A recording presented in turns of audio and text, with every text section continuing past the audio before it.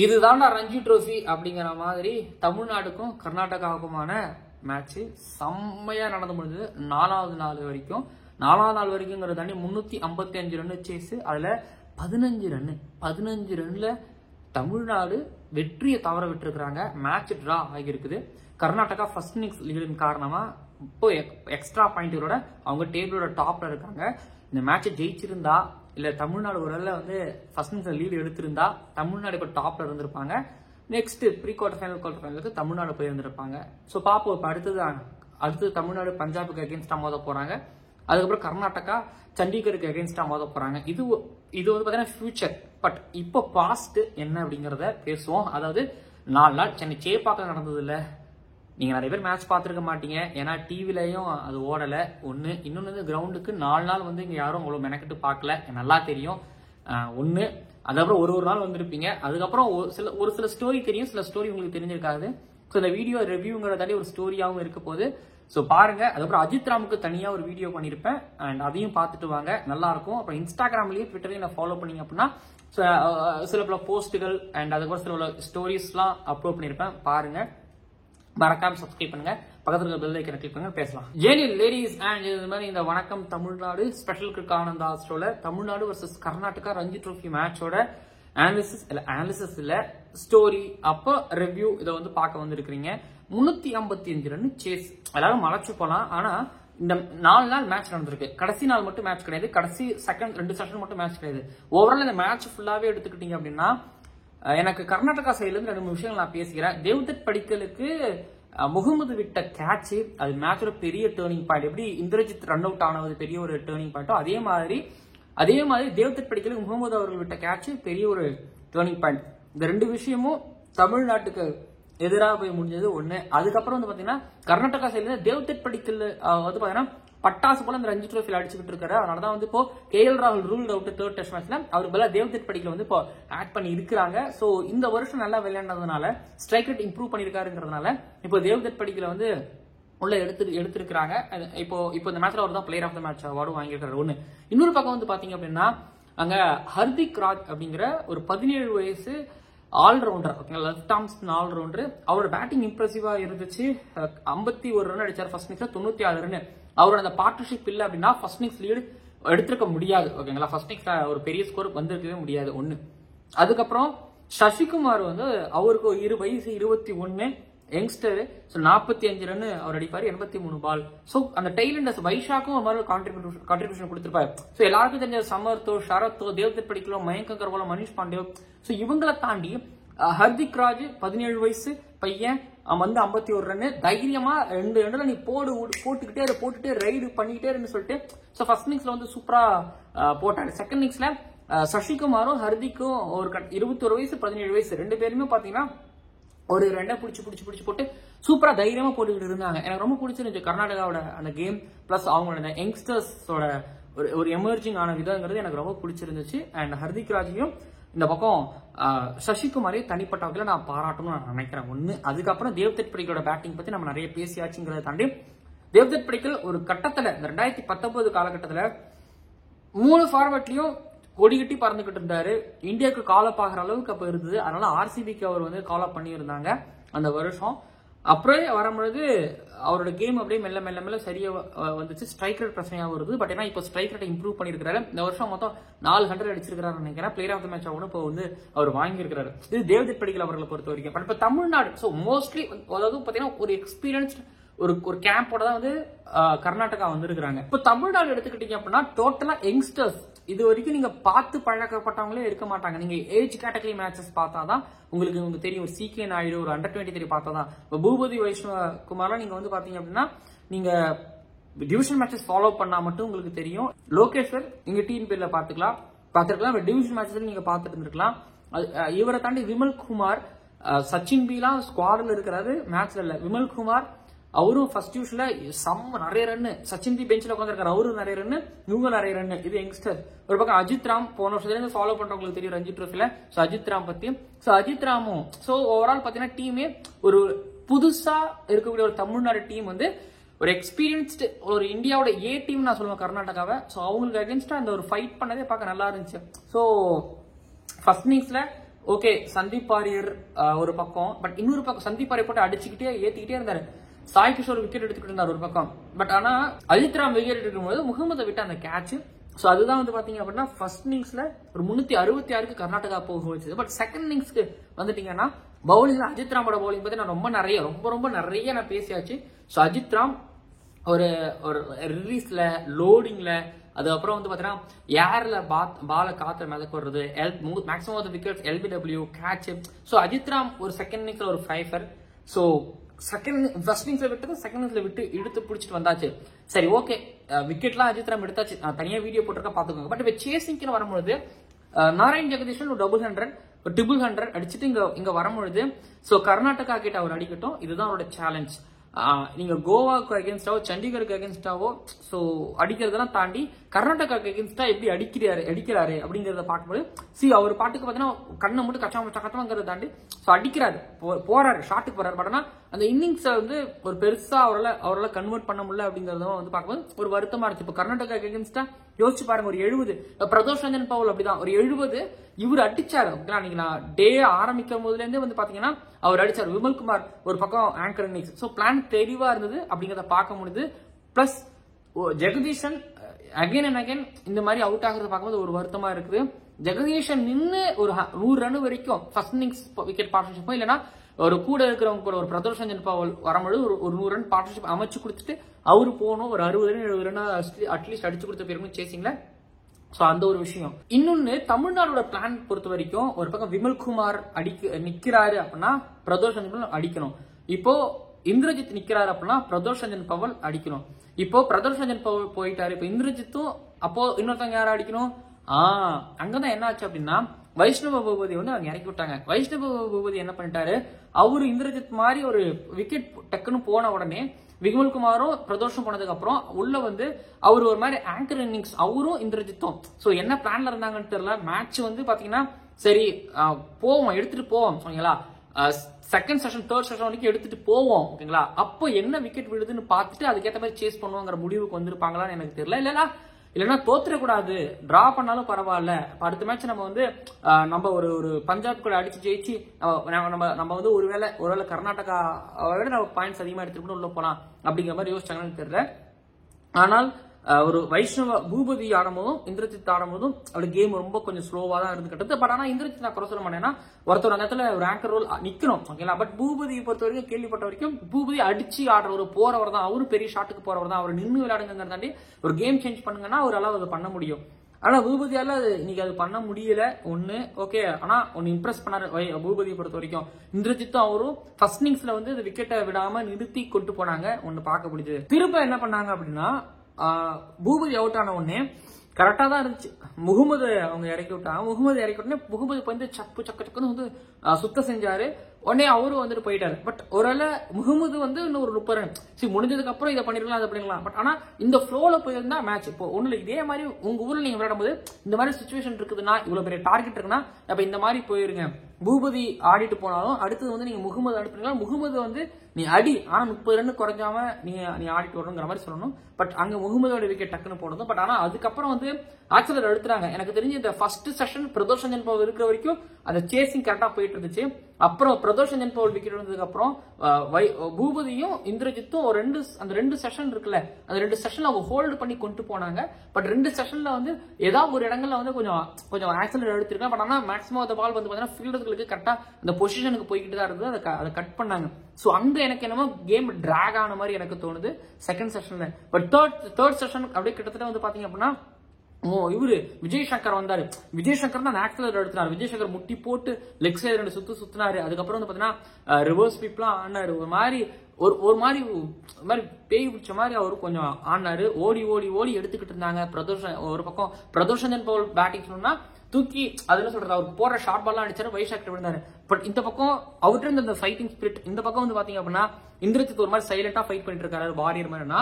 விஜய் சங்கர் அவரு ஒரு பக்கம் வந்து பாத்தீங்கன்னா கண்ணை மூடிட்டு கர்நாடகா பிளேயர்ஸ் ஆகுது ஒன்னாவது நான் ஆல்ரெடி இந்தியாவுக்கு ஆடிட்டேன், நானும் NCA எல்லாம் பாத்துட்டேன், நான் சீனியர் பிளேயர் தான் சொல்லிட்டு அவர் அடிச்சாரு. ஒரு பக்கம் எனக்கு பிரதோஷ் ஆடும்போது எனக்கு என்ன தோணுச்சு அப்படின்னா இங்க பாருங்க நீங்க கர்நாடகாவா, நீங்க எம்சிஆர், நானும் எம்சிஏ தான், எனக்கும் அந்த கெப்பாசிட்டி இருக்கு, நான் இப்பதான் இந்தியா ஏக்காக ஆடிட்டு வந்தேன் அப்படிங்கிற மாதிரி வந்து. ஸோ அவரோட கேம் ஒரு பக்கம் நல்லா இருந்துச்சு, அவரும் பிரதோஷ் ஜெய்ஸ்வால் இருக்கும்போது அட்டாக் பண்ணாங்க. பட் தேர்ட் செஷன் வரும்பொழுது அந்த பரபரப்பு ஆக்சுவலி இருந்துகிட்டே இருந்துச்சு. என்னன்னா 11 ஓவர்ஸ்ல 78 ரன் அடிக்கணும். தமிழ்நாடு பொறுத்த வரைக்கும் என்னாச்சுன்னா கொஞ்சமா ஃபீல்டர்ஸ்ல வந்து ஸ்ப்ரெட் பண்ணிக்கிட்டே இருந்தாங்க. கர்நாடகா பொறுத்த வரைக்கும் கொஞ்சம் கொஞ்சமா ஸ்ப்ரெட் பண்ணி ஒரு கட்டத்துல வந்து பாத்தீங்க அப்படின்னா ஒரு கட்டத்துல 9 பேரும் வெளில நின்னாங்க, பவுலர் விக்கெட் கீப்பரை தவிர. எல்லாரையும் வெளியே நிப்பாட்டி வச்சுட்டாரு. எப்படி நீங்க முடிஞ்சா அடிச்சுக்கோங்கிற மாதிரி. இப்ப விஜய் சங்கர் எடுத்துக்கிட்டீங்க அப்படின்னா அவர் வந்து கரெக்டா இந்த மிடு விக்கெட்ல நல்லா ஆடுவார், புல் ஷாட்ஸ் லெக் சைட்ல நல்லா ஆடுவாருங்க. அவருக்கு அந்த பக்கம் ஃபீல்ட் செட் நிப்பாட்டி அதுக்கேற்ற மாதிரி தான் பவுலிங் பண்ணாங்க. பிளான் இருந்துச்சு. ஸோ முடிஞ்ச அளவுக்கு தமிழ்நாடு எந்த அளவுக்குலாம் நெருக்கலாமோ அந்த அளவுக்குலாம் ஃபீல்ட் செட் மூலமாகவும் சரி. ஆனாலும் ஒண்ணுங்க, ஃபீல்ட் செட் வந்து 9 பேர் வெளியே நின்னாலும் இந்திரஜித் விஜய் சங்கரும் இவங்க கிட்ட வந்து நம்ம அடிச்சு எடுத்தாலும் முடியாது போல. ஓவருக்கு 10 ரன் தானே தேவை. அப்ப என்ன பண்ணுவோம், ஒரு ரன் ஓடி இருக்கு தானே, 2 ரன்னா ஓடி எடுப்போம், ஓவரத்துல வர ரன்லாம் ஓடி எடுப்போம்னு சொல்லிட்டு ஓடி எடுத்து அவ்வளோ டயர்ட் ஆனாங்க. 198 ரனுக்கு அந்த நான் ஸ்ட்ரைக் ரன்ல இந்திரஜித் அவுட் ஆனாரு. அதுதான் மேட்சோட டேர்னிங் பாயிண்ட். அங்க ஃபர்ஸ்ட் இன்னிங்ஸ்ல முகமது வந்து தேவ்தத் படிக்கல் விட்ட கேட்ச். ஸோ அங்க வந்து கேம் சேஞ்ச் பண்ண ஒருத்தரோட கேட்சை விட்டாங்க. இந்த பக்கம் கேம் சேஞ்ச் பண்ணவரோட ரன் அவுட்டை எடுத்தாங்க, அந்த விக்கெட் எடுத்தாங்க. ஸோ ஃபீல்டிங் தான் மேட்சோட ரிசல்ட்டை தீர்மானிச்சது அப்படிங்கிறது அளவுக்கு கூட நம்ம சொல்லலாம். அதுக்கப்புறம் என்ன பண்றது, கூட வந்து விஜய் சங்கர் அடிச்சாரு டீப்ல தான் அவுட் ஆனாங்க. அதுக்கப்புறம் லோகேஸ்வர் வந்தாரு, சாய்கேஸ்வர் வந்தாங்க.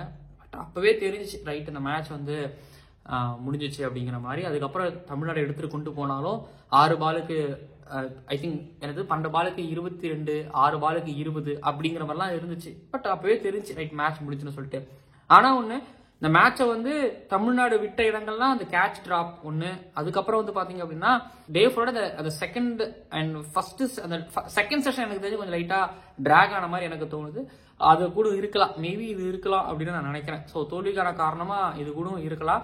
பட் ஓகேங்க, 355 சேஸ் பண்ணும்போது முடியும் அப்படிங்கிறது தான். ஏன்னா இன்னைக்கு காலைல மேட்ச் ஆரம்பிக்கும் போது சேஸ் பண்ணலாமா அப்படின்னு என்கிட்ட கேட்டாங்கன்னா நான் சொல்லுவேன், இல்ல இப்பெல்லாம் அப்படிலாம் கிடையாதுங்க, அதெல்லாம் சேஸ் பண்ணலாம். ஏன்னா கிரிக்கெட் அப்படிங்கிறது மாறிக்கிட்டே இருக்குங்கிறதுனால ஸோ சேஸ் பண்ணலாம். பட் பார்ப்போம், டிரா ஆகிறதுக்கு வாய்ப்பு இருக்கு, கர்நாடகா ஜெயிக்கிறதுக்கு வாய்ப்பு இருக்கு, தமிழ்நாடு ஜெயிக்கிறதுக்கு வாய்ப்பு இருக்கு, 3 ரிசல்ட்டுக்கு வாய்ப்பு இருக்கு அப்படிங்கிற மாதிரி தான் வந்து இன்னைக்கு சொல்லவும் ஆரம்பிச்சேன். மனசுக்குள்ள ஜாலியா மேட்ச் பாருங்க அப்படிங்கிற மாதிரியும். பட் அதுக்கேற்ற மாதிரி தமிழ்நாடு கொண்டு போனாங்க. அப்புறம் 355 இந்த டீமால சேஸ் பண்ண முடியும், எங்களால முடியும். இதே மாதிரி தான் ஹைதராபாத்துக்கு அகேன்ஸ்டா போன வருஷம் வந்து ஹைதராபாத்ல சேஸ் பண்ணும் பொழுது 300 இல்ல, ஓகேங்களா, கம்மியான ஓவர்ஸ் தான் சேஸ் பண்ணணுங்கும் போது தமிழ்நாடு போயிட்டாங்க, பேஸ்பால் ரேஞ்சுக்கு போய் அடிக்க ஆரம்பிச்சிட்டாங்க. பட் இங்க எடுத்துக்கிட்டீங்க அப்படின்னா ப்ராப்பரா இருந்துச்சு. ஒரு பக்கம் ஒருத்தர் ஆங்கர் இன்னிங்ஸ் ஒருத்தர் அடிச்சாரு. இப்ப பிரதோஷ் ஜெய்ஸ்வாலோட கேம் எனக்கு ரொம்ப பிடிச்சிருந்துச்சு. 74 பால். இப்போ இந்த மேட்ச் இந்த இன்னிங்ஸ்ல 2 இன்னிங்ஸ்ல வந்து எனக்கு பிரதோஷோட இன்னிங்ஸ் ரொம்ப பிடிச்சிருந்துச்சு, இந்திரஜித்தோட 2 இன்னிங்ஸ் ரொம்ப பிடிச்சிருந்துச்சு, அந்த பக்கம் விஜய் சங்கரோட பேட்டிங் ரொம்ப பிடிச்சிருந்துச்சு. சோ இதுல வந்து பாத்தீங்க அப்படின்னா தெளிவு இருந்துச்சு தமிழ்நாடு பொறுத்த வரைக்கும். ஒருத்தர் ஆங்கர் ரோல், இன்னொருத்தர் அடிக்கிறது. சோ அந்த இடத்துல தான் வந்து ஒருவேளை சொன்னாங்க, ஒருவேளை நான் ஷாருக் கானை மிஸ் பண்றேன் அப்படிங்கிற மாதிரி சொல்லியிருந்தாங்க. ஷாருக் கானுங்கிறதாண்டி நான் வந்து ஒரு பாபா அப்ரஜித்தை வந்து நான் மிஸ் பண்றேன். ஏன்னா அங்க லெப்ட் ஹேண்டர்ஸ் தேவ்தத் படிக்கல் அடிக்கும் பொழுது ஒரு ஆஃப் ஸ்பின்னர் ஒரு அப்ரஜித் இருந்திருந்தாருன்னா, இல்ல ஒருவேளை அப்ரஜித் ஒருவேளை பேட்டிங்ல இருந்திருந்தாருன்னா ஓகே முடிஞ்சதுக்கு அப்புறம் இருந்திருந்தலாம். ஆனா மேட்ச் நடந்துகிட்டு இருக்கும் போதே எங்களுக்கு இந்த விஷயம் தோணுச்சு. இல்ல தேவ்தத் படிக்கல் விளையாட ஆரம்பிக்கும் போதே எங்களுக்கு இது தோண ஆரம்பிச்சு, அப்ரஜித் இருந்திருக்கலாம்ல அப்படிங்கிறது தோணி இருந்தது. ஸோ அப்ரஜித்தை வந்து நான் மிஸ் பண்றேன் என்னை பொறுத்த வரைக்குமே. இதை நான் சொல்லுவேன். பவுலிங்கும் பேட்டிங்லயும் ஸ்லிப்லயும் அவர் ஒரு மாதிரி நல்லா கான்ட்ரிபியூட் பண்ணுவார். பிளஸ் ஃபீல்டிங்ல தமிழ்நாடு கொஞ்சம் ஒரு மாதிரி கோட்டையும் விட்டாங்க அப்படிங்கறதையும் வந்து பார்க்க முடிஞ்சது. ஆனா தேவ்தத் படிக்கல் வந்து பார்த்து கரெக்டா சலுக்கு அது செம்மையா அடிச்சுக்கிட்டு இருந்தாரு. அது ஒரு பக்கம், ஓகேங்களா. ஸோ இதுதான் வந்து பாத்தீங்கன்னா மேட்ச் நடந்துச்சு. ஆனா மேட்ச் பார்க்கும்போது எல்லாருக்குமே அது உண்மையா சொல்லணும்னா அது கிரௌட பத்தி சொல்றேன், ஓகேங்களா. கிரௌட பத்தி நான் சொல்லிடுறேன்.